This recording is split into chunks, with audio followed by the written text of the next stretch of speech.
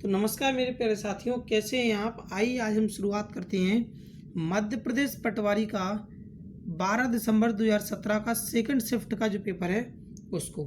ये हमारा 8वां वीडियो है मध्य प्रदेश पटवारी के एग्जाम्स का। तो आइए शुरुआत करते हैं। सभी क्वेश्चनों को यहाँ पर कवर किया गया है।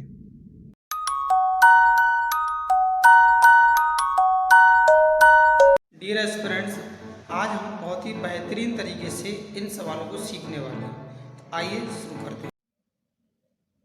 क्वेश्चन में गिवन है, एनी 5 किलोग्राम प्याज खरीदने के लिए उतनी ही धनराशि लेकर बाजार गई थी। उस दिन प्याज की कीमत में 25% की वृद्धि हुई। वह कितने प्रतिशत प्याज खरीद सकती है। तो देखिए, इस प्रश्न को हम जो देख रहे हैं इसका हम थोड़ा सा टाइप समझ लेते हैं। देखिए, इस प्रकार के प्रश्नों में कुछ टाइप बनते हैं, जैसे कि किसी एक वस्तु की कीमत कम होती है और दूसरी वस्तु की कीमत बढ़ जाती है।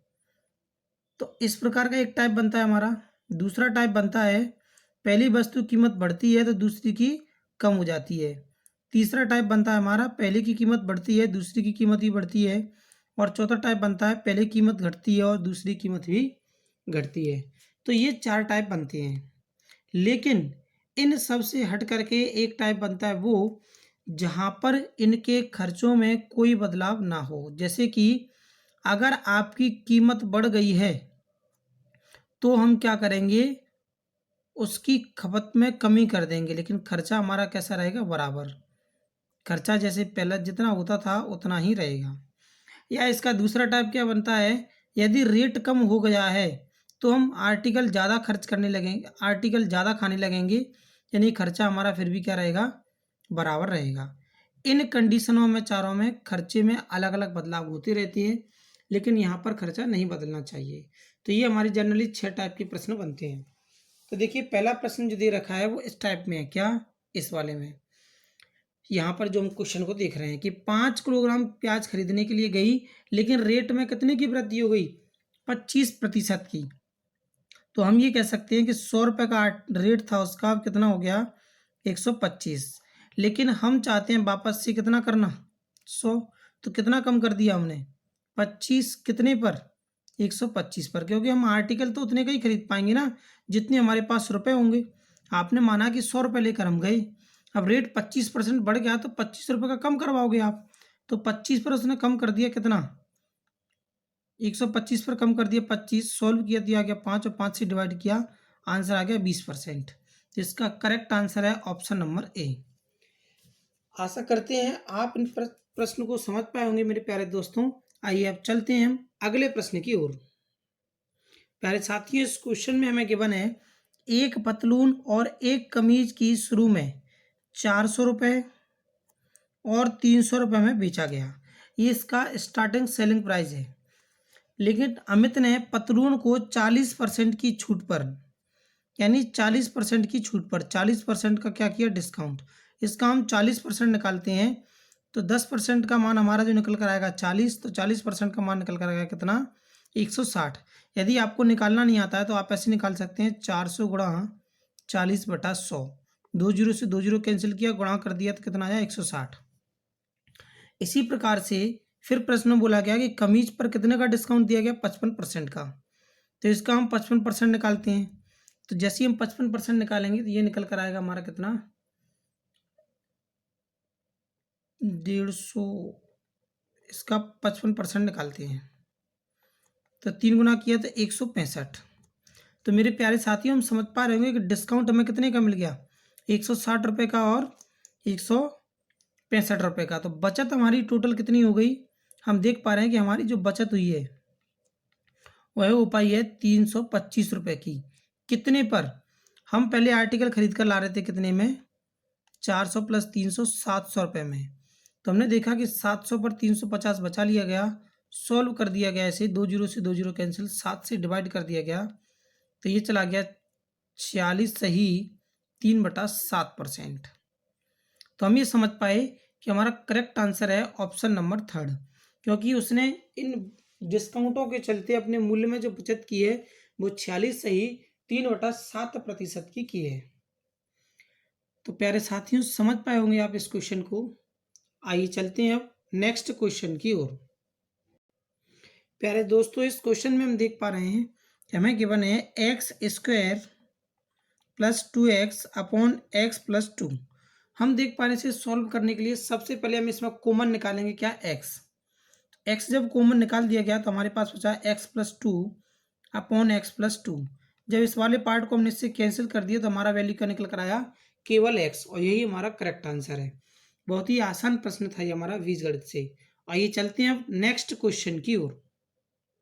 हम 24वें प्रश्न में देख पा रहे हैं, हमें गिवन है कि यदि 8 की घात 4 दे रखा है, यानी 8 की पावर जो दे रखा है वो दे रखा है 4, बराबर 4 की पावर दे रखा है n।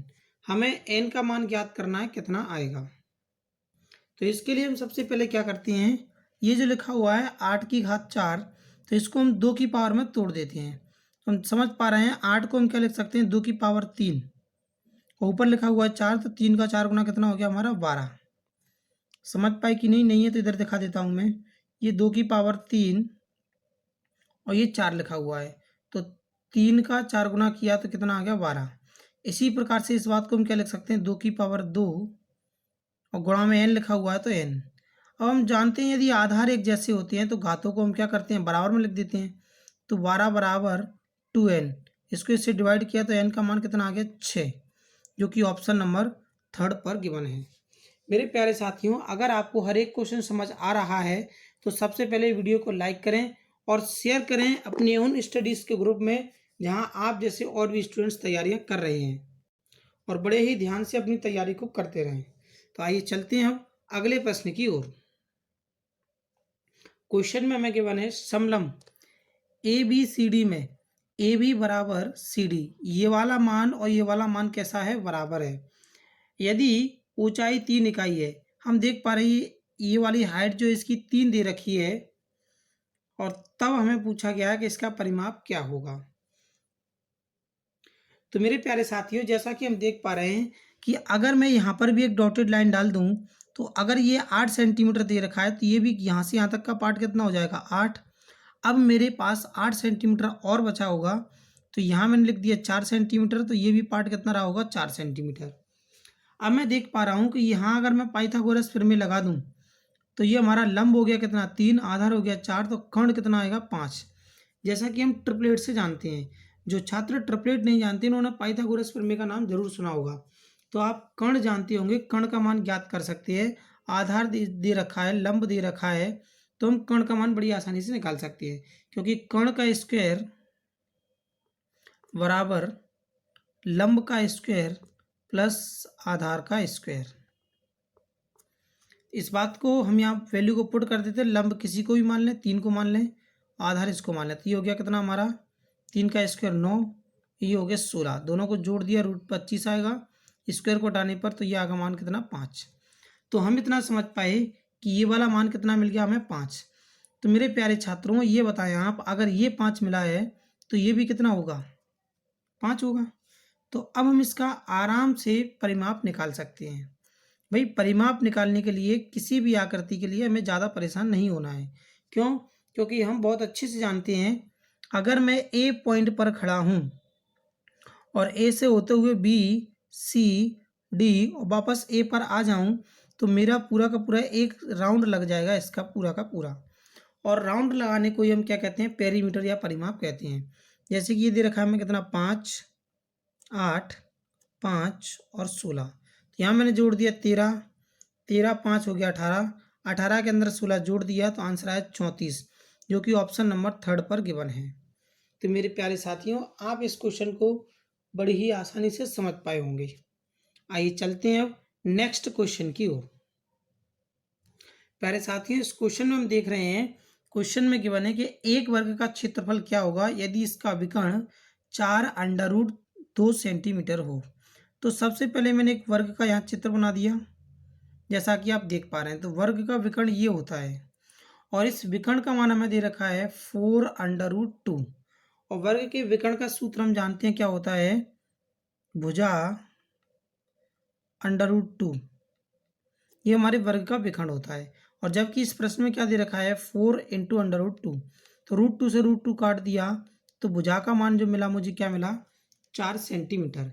यानी अगर इसकी साइड 4 सेंटीमीटर है और मुझे ज्ञात करना है क्या क्षेत्रफल। तो क्षेत्रफल निकालने के लिए मैं क्या करता हूँ, ये अगर 4 है और ये भी 4 है तो 4 का 4 में गुणा कर दिया, क्षेत्रफल आएगा 16 सेंटीमीटर स्क्वायर। बड़ा ही आसान है। या सीधा सीधा जो स्टूडेंट समझते हैं वो इतना जानते हैं कि जब हम इसका क्या करेंगे, ये जो अंडर आगे लिखी हुई संख्या है वही हमारी साइड होती है, तो ये साइड हो गया तो इसका स्क्वायर कर दिया तो आंसर क्या आ गया हमारा, उसका क्षेत्रफल निकल कर आ गया वर्ग का 16 सेंटीमीटर स्क्वायर। तो प्यारे साथियों ये क्वेश्चन भी आपका क्लियर हो चुका होगा। अब चलते हैं हम अगले प्रश्न की ओर। प्यारे साथियों बड़ा ही आसान सा प्रश्न है अलजेब्रा के चैप्टर से। क्वेश्चन में गिवन है यदि x बराबर 2 और 1/x बराबर 4 हो तो इसका मान ज्ञात कीजिए क्या होगा। तो जैसा कि हम समझ पा रहे हैं इस x का इस x में डिवाइड किया तो ये कितना आ गया हमारा, सिंपल 1। इस क्वेश्चन में थोड़ा सा मिस्टेक है। देखिए मिस्टेक क्या है, ये जो क्वेश्चन है वो ये है, इस प्रकार से लिखा होना चाहिए था, इसमें मिसप्रिंट है। तो हम इसके अंदर वैल्यू पुट करते हैं तो यहाँ पर पुट करेंगे 2 और यहाँ पर करेंगे 4, तो इसका स्क्वायर किया गया। तो पहले हम इन दोनों को जोड़ देंगे, 4 और 2 को जोड़ने पर हुआ 6 के ऊपर हम स्क्वायर करते हैं तो आंसर आएगा कितना, 36, जो कि ऑप्शन नंबर फर्स्ट में गिवन है। मेरे प्यारे साथियों अगर हम इस क्वेश्चन को ये वाला वैल्यू मानकर सॉल्व करते हैं तो हमारा आंसर कुछ और ही आएगा। हम देख पा रहे हैं कि ये जो इसमें दे रखा है क्वेश्चन में, उनका देने का पर्पस भी यही है कि हम इस प्रकार से इस क्वेश्चन को लिखें, और यही लिखा हुआ था। एक्चुअल में इसमें मिस्टेक हुआ है ये, तो समझ पाए होंगे इस क्वेश्चन को। आइए चलते हैं अब नेक्स्ट क्वेश्चन की ओर। प्यारे साथियों बड़ा ही आसान सा प्रश्न है, हमें औसत ज्ञात करना है और संख्याएं दे रखी हैं कितनी, 42, 80, 19, 50 और 29। इन सभी को हम जोड़ देते हैं तो हमें प्राप्त होगा कितना, 220। और हम देख पा रहे हैं कि संख्याएं हमारे पास कितनी है, 5, तो 5 से हमने डिवाइड कर दिया तो आंसर निकल कर आया कितना, 44। तो मेरे प्यारे साथियों अब चलते हैं हम अगले प्रश्न की ओर। प्यारे साथियों इस क्वेश्चन में हमें गिवन है 3x की पावर 7 माइनस 27 x की power 5 plus 5x cube minus 45x plus 7 को x प्लस 3 से विभाजित किया जाता है तो शेषफल क्या प्राप्त होगा। तो हमें इसके अंदर डिवाइड करना है x प्लस 3 से, तो हम सबसे पहले इसको लिख लेते हैं फिर इसको डिवाइड करते हैं। x प्लस 3x की पावर 7, 27x की power 5 plus 5x cube minus 45x plus 7।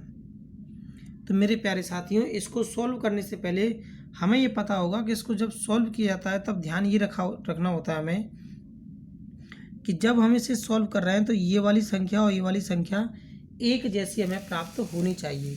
तो इसके लिए हम सबसे पहले क्या करते हैं कि यहाँ पर 3 का गुणा और प्लस x की पावर 6 का गुणा करते हैं, किसमें, इसके अंदर, तभी ये संख्या हमारी इसके बराबर हो पाएगी। हो सकता है कुछ छात्रों को ये समझ में ना आता हो कि ये संख्या कैसे लिख ली जाती है।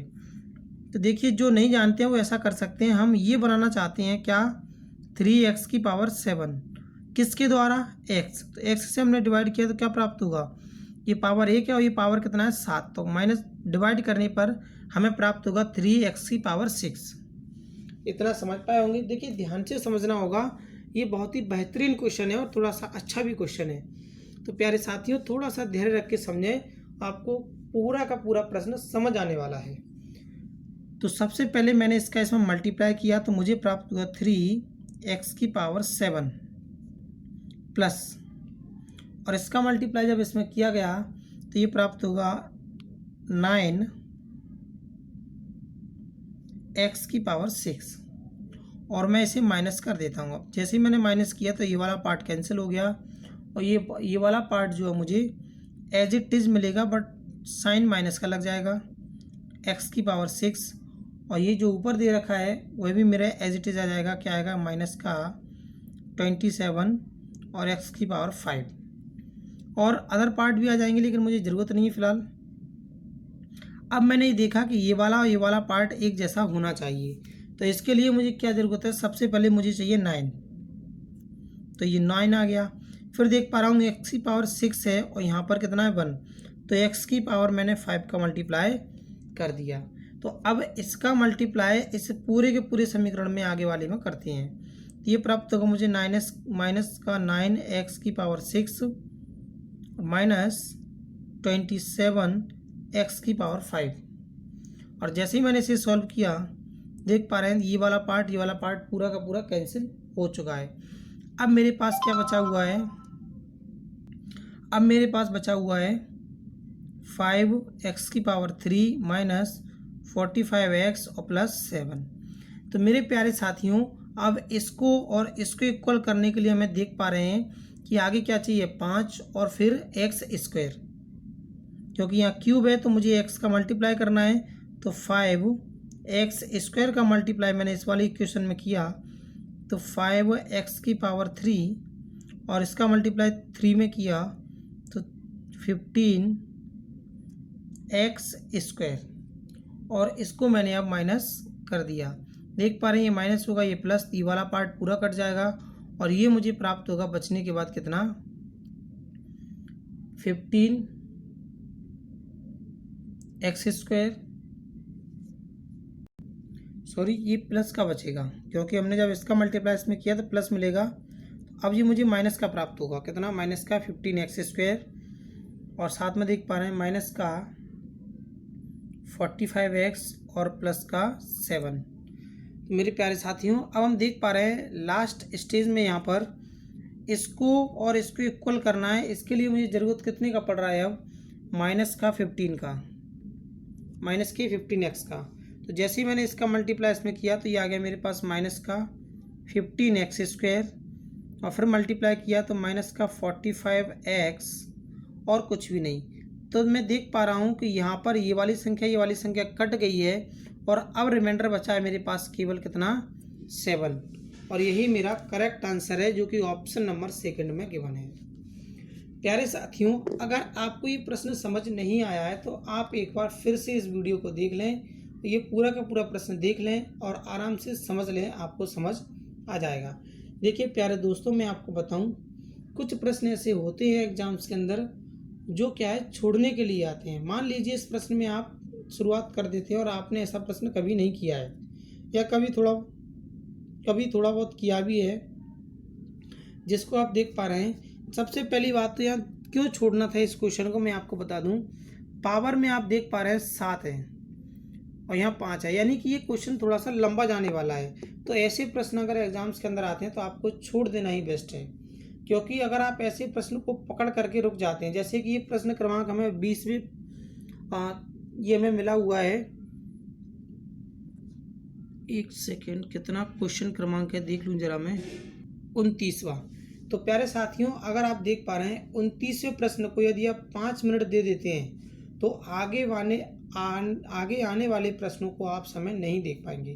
क्योंकि अगर हम ऐसे कोई प्रश्न को पकड़ लेते हैं जो हमें थोड़ा सा परेशान कर सकता है और उसको पकड़ करके हम रह जाते हैं कि हम इसको सॉल्व करेंगे ही, तो एग्जाम्स के अंदर लास्ट में जो सिंपल क्वेश्चन होते हैं वो हमारे छूट जाते हैं, या हम ऐसा कह सकते हैं कि हम लास्ट के अंतिम प्रश्नों तक पहुंच ही नहीं पाते। तो जब भी हम एग्जाम्स के अंदर कोई भी क्वेश्चन को करते हैं अगर हमें आ रहा है तो उसको 30 सेकंड के अंदर कर लें, या लगता है आपको तो 1 मिनट के अंदर। इससे ज़्यादा आप किसी भी क्वेश्चन को टाइम ना दें, अदरवाइज उस क्वेश्चन को छोड़ करके नेक्स्ट क्वेश्चन करना स्टार्ट कर दें। तो जिससे क्या होगा आपका अप्रोच ये रहेगा कि आप पूरे के पूरे क्वेश्चंस को देख पाएंगे या अटेम्प्ट कर पाएंगे। अगर आप कहीं ऐसे प्रश्न में फंस जाते हैं तो ऐसे प्रश्न को सबसे अच्छा यही है कि आप इसको छोड़ दें, क्योंकि ये जो प्रश्न होते हैं टाइम टेकिंग क्वेश्चन होते हैं, ये थोड़ा सा समय ज़्यादा कंज्यूम करते हैं, जिसके कारण आपके क्या है काफ़ी क्वेश्चंस छूट जाते हैं। तो मेरे प्यारे साथियों समझ पाए होंगे हमें किन किन बातों का एग्जाम्स के अंदर भी ध्यान रखना है। आइए चलते हैं अब नेक्स्ट क्वेश्चन की ओर। प्यारे साथियों अब हम देख रहे हैं 30वां क्वेश्चन, जिसके अंदर हमें गिवन है यदि ABCD 4 ऐसी संख्याएं हैं जिनमें से प्रथम 3 संख्याओं का औसत 16 और अंतिम 3 संख्याओं का औसत 15 है, तो आखिरी संख्या का मान 18 दे रखा है, तो प्रथम संख्या ज्ञात करनी है, क्या होगा। तो प्यारे साथियों पहली 3 संख्या मानी क्या होंगी A, B और C, इनका औसत दे रखा है कितना 16। प्यारे साथियों अगर ये औसत है तो इसमें डिवाइड में 3 लिखना पड़ेगा और मैं इस डिवाइड में 3 लिखते हुए डायरेक्टली क्या करता हूँ, 16 के अंदर 3 का गुणा कर देता हूँ तो मुझे योग प्राप्त हो जाएगा। यहाँ जो मैं 3 लिखने वाला था उसका मैंने डायरेक्टली औसत में गुणा कर दिया। समझ पाए होंगे इस बात को। तो आइए आगे देखते हैं अब क्या करना है। फिर बोला गया कि अंतिम 3 संख्याएं यानी बी, सी और डी, इनका औसत 15 दे रखा है और मैं औसत की जगह पर क्या कर देता हूँ, इसका योग निकाल देता हूँ। तो ये जो नीचे 3 आने वाला है, 3 का गुणा कर दिया मैंने, तो ये आ गया मेरा कितना, 45। तो प्यारे साथियों इतना समझ पाए होंगे। तो इसके बाद हम देख पा रहे हैं कि अब हम करते क्या हैं, इसको माइनस कर देते हैं। तो जैसे इसमें से माइनस किया तो ये मिलेगा मुझे 3, वी से वी कैंसिल, सी से सी कैंसिल और यहाँ प्राप्त होगा ए माइनस डी। और डी का मान मुझे कितना दे रखा है, 18, बराबर कितना आ गया 3। यानी ए का वैल्यू अगर मुझे निकालना है तो 18 को इधर भेजना पड़ेगा। और जैसे ही मैं इसको इधर भेज देता हूँ तो मुझे प्राप्त होगा कितना, 18 + 3 21, जो कि ऑप्शन नंबर 3 पर गिवन है। तो प्यारे साथियों बड़ी ही आसानी से आप इस प्रश्न को समझ पाए होंगे। अब चलते हैं अगले प्रश्न की ओर। 31वें प्रश्न में हमें गिवन है, एक परीक्षा में एक छात्र को 178 अंक प्राप्त हुए और वह 32 अंकों से अनुत्तीर्ण हो गया। तो मेरे प्यारे साथियों आप समझ पा रहे होंगे, हम कभी भी किसी भी विद्यार्थी को फेल नहीं होने देते हैं ऐसे इस टाइप के प्रश्नों में। तो हम देख पा रहे हैं कि 178 अंक प्राप्त किए हैं और फेल कितने अंकों से हुआ, 32 से, तो हमने उसको पास करा दिया। अब पासिंग मार्क्स जो बोल रखा है वो कितना है, 35%, यानी इधर भी पास और इधर भी पास। तो यहाँ हम देख पा रहे हैं कि 35% बराबर इन दोनों का हम सम निकाल देते हैं, जो हमें प्राप्त होगा कितना, 0, 1 और 2, 210। 35 से हमने डिवाइड कर दिया तो 1% का जो हमारा मान निकल कर आया वह निकल कर आया कितना, 6। तो हम समझ पा रहे होंगे उसमें बोला गया है परीक्षा में कुल अंक, और देखिए पेपर जो होता है वह 100% का होता है। तो यदि 1% का मान 6 दे रखा है तो 100% का मान प्राप्त होगा मेरे प्यारे साथियों 600। यही इस क्वेश्चन का करेक्ट आंसर है। तो समझ पाए होंगे इस प्रश्न को भी। आइए चलते हैं अब नेक्स्ट क्वेश्चन की ओर। प्यारे साथियों कैलेंडर चैप्टर से हमारा ये क्वेश्चन है जिसमें दे रखा है, यदि 7 नवंबर 2017 एक मंगलवार है, यदि डेट दिया गया है कि 7 नवंबर 2017 को जो डेट दिन है वो कौन सा है, मंगलवार का, तो 2022 में नव वर्ष कौन से दिन पड़ेगा, ये हमें फाइंड आउट करना है। तो प्यारे साथियों सबसे पहले हम ये देखते हैं कि नवंबर में कितने दिन शेष रह गए हैं। नवंबर में जैसा कि हम जानते हैं कि 30 दिन होते हैं, जिसमें से 7वें दिन बताया गया है, तो हम कह सकते हैं जो शेष दिन रह गए हैं वह 23 रह गए हैं। इसके बाद दिसंबर आएगा, दिसंबर के अंदर कितने दिन होंगे, 31।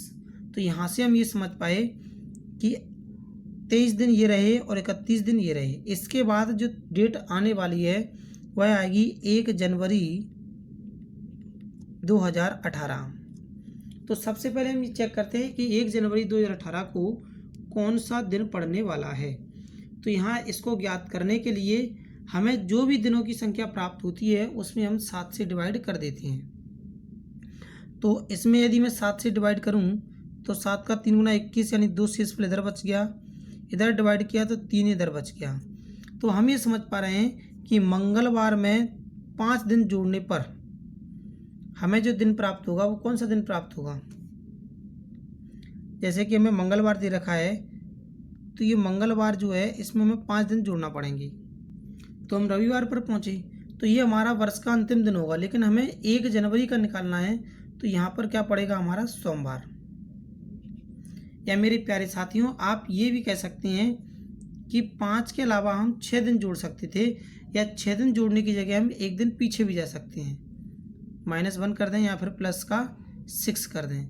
कैसे कि हमें जो भी दिन प्राप्त हो रहा है उसमें से या तो 1 दिन घटा दें, या हम ऐसा कह सकते हैं कि उसमें 6 दिन जोड़ दें। तो हम कहाँ पहुँच गए, अभी 1 जनवरी 2018 तक पहुँच गए। अगर मेरे प्यारे साथियों आप यहाँ समझ पाए तो अब हमें जाना कहाँ है, 2022 का प्रथम दिन देखना है कौन सा आने वाला है। तो सबसे पहले हम देख पा रहे हैं कि अब हमें 2019 मिलेगा, जिसके अंदर एक दिन एक्स्ट्रा रहेगा 2019, फिर 20, फिर 21 और तब जाकर हमें 22 प्राप्त होगा। तो जैसे ही हम देख पा रहे हैं कि इसके बाद जब हम एक दिन एक्स्ट्रा निकलेगा यहाँ से, ये हमारा साधारण वर्ष है, तो यहाँ हमें प्राप्त होगा क्या, मंगलवार। ये हमारा लीप वर्ष है, तो ये हमें 2 वर्ष देगा, लेकिन इसकी शुरुआत जो होगी वो होगी बुधवार से, और ये हमें क्या देगा, गुरुवार ना देते हुए शुक्रवार देगा।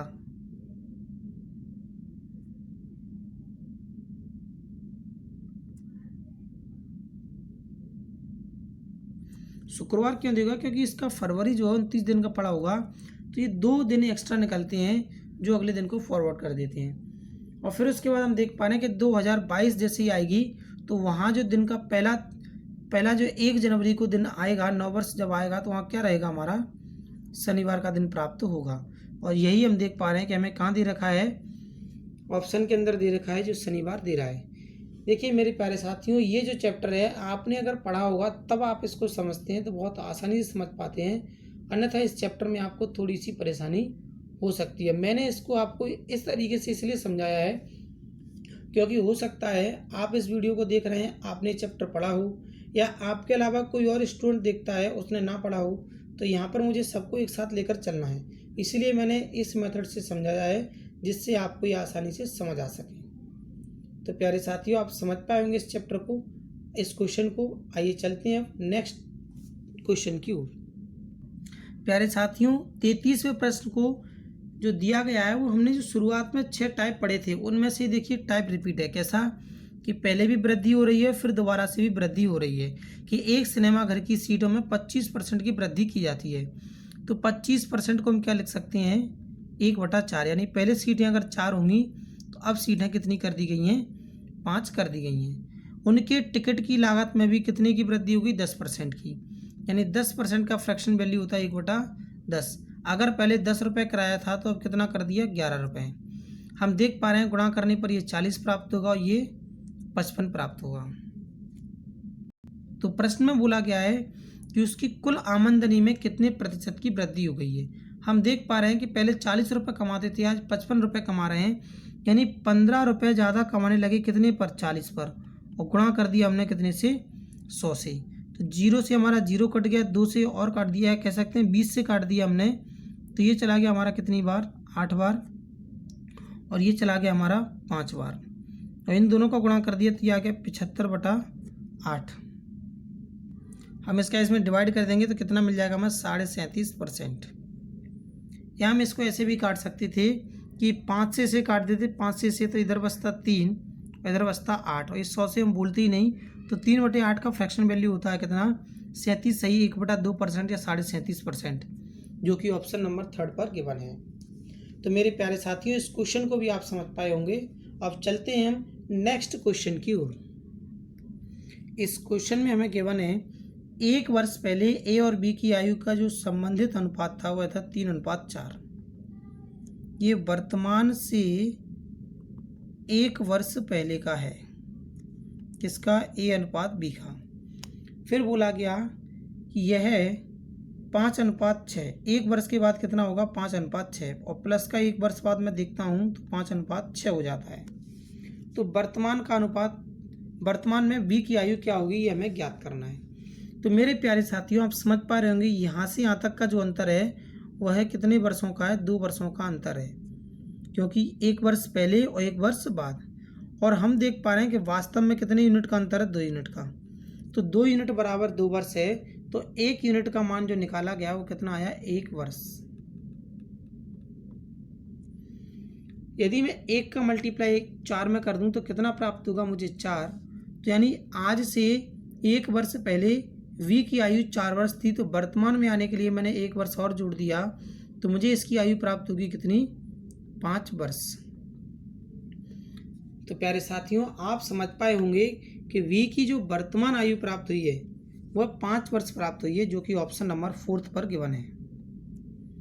तो आइए चलते हैं अब नेक्स्ट क्वेश्चन की ओर। बड़ा ही आसान सा क्वेश्चन है, बस आपको थोड़ा सा ध्यान रखना है। बोला गया है उनका माध्य।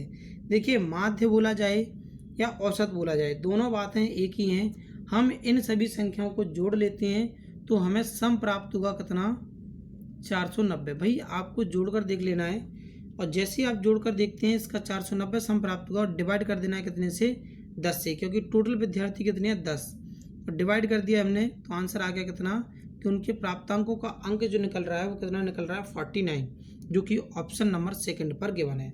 बहुत ही आसान सा प्रश्न था। आइए देखते हैं अब नेक्स्ट क्वेश्चन। इस क्वेश्चन में हमें गिवन है 729 का 1/3 का मान हमें ज्ञात करना, कितना प्राप्त होगा। तो देखिए जैसा कि हम जानते हैं 729 को हम क्या लिख सकते हैं, 9, और इसके ऊपर पावर लगा हुआ है कितना, 1/3। जब इसको 9 लिखते हैं तो पावर में 3 लग जाता है, और यहाँ पर हम देख पा रहे हैं कि 1/3 है, इसके ऊपर भी पावर हमने लगा दिया 1/3। 3 से 3 कैंसिल हो गया, तो फाइनली आंसर क्या आया, 9, जो कि ऑप्शन नंबर थर्ड पर गिवन है। समझ पाए होंगे इस क्वेश्चन को। आइए चलते हैं अब नेक्स्ट क्वेश्चन की ओर। इस क्वेश्चन में हमें गिवन है अनुक्रम का 8वां पद ज्ञात कीजिए। देखिए जैसा कि हम देख पा रहे हैं, पहला पद हमें 1 दे रखा है, दूसरा दे रखा है कितना, 2, तीसरा 4, फिर 7 और 11। यानी कि सबसे पहले क्या जोड़ा गया, 1, फिर जोड़ा गया 2, फिर जोड़ा गया 3, फिर जोड़ा गया 4, तो अब क्या जोड़ा जाएगा, 5। यदि मैं इसमें 5 जोड़ दूं तो मुझे क्या पद प्राप्त होगा, 16। फिर जोड़ा जाएगा कितना, 6, तो पद मुझे क्या प्राप्त होगा, 22। फिर जोड़ा जाएगा 7, तो इसमें 7 जोड़ने पर कितना प्राप्त होगा, 29, और यही क्रम आगे कंटिन्यू चलता जाएगा। तो हमें कौन सा पद चाहिए, 8वां। देखिए 5 पद हमें दे रखे हैं, तो ये 6वां होगा, ये 7वां होगा, 8वां। तो 8वां पद जो हमें प्राप्त हुआ वो क्या हुआ है, 29, जो कि ऑप्शन नंबर थर्ड पर गिवन है। समझ पाए होंगे इतना। आइए चलते हैं अब नेक्स्ट क्वेश्चन की ओर। देखिए प्यारे साथियों, 38वां जो क्वेश्चन दे रखा है, इसमें आपको कुछ नहीं करना है, ये बहुत ही इजी क्वेश्चन है।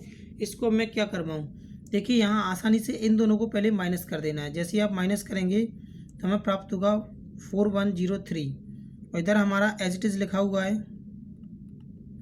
एक्स को मैं इधर भेज दूं तो ये वाली संख्या क्या है, 9997 से माइनस हो जाएगा, तो एक्स का मान मुझे प्राप्त होगा कितना, 5894। केवल जोड़ना घटाना था भाई, ये तो आप बड़ी आसानी से कर ही सकते हैं। तो आंसर आ गया आपका ऑप्शन नंबर थर्ड वाला।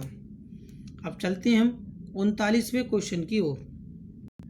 क्वेश्चन में गिवन है एक ट्रेन 180 किलोमीटर प्रति घंटे की रफ्तार से चलती है, इसकी गति मीटर प्रति सेकंड में क्या होगी, ज्ञात कीजिए। बड़ा ही आसान सा प्रश्न है। देखिए 180 किलोमीटर प्रति घंटे दे रखी है। हमारी जो स्पीड होती है वो दो तरीक़ों से निकलती है, या तो किलोमीटर प्रति घंटे में रहती है या रहती है मीटर प्रति सेकंड में। और किलोमीटर प्रति घंटे को मीटर प्रति सेकंड में चेंज करने के लिए, छोटी इकाई में चेंज करने के लिए छोटी संख्या का गुणा कर देते हैं, यानी 5/18 का। तो 18 से जब मैंने कैंसिल किया तो यह आ गया 10, 10 का 5 में गुणा किया, आंसर आ गया 50 मीटर प्रति सेकंड। और अब चलते हैं इस वीडियो के अंतिम प्रश्न की ओर।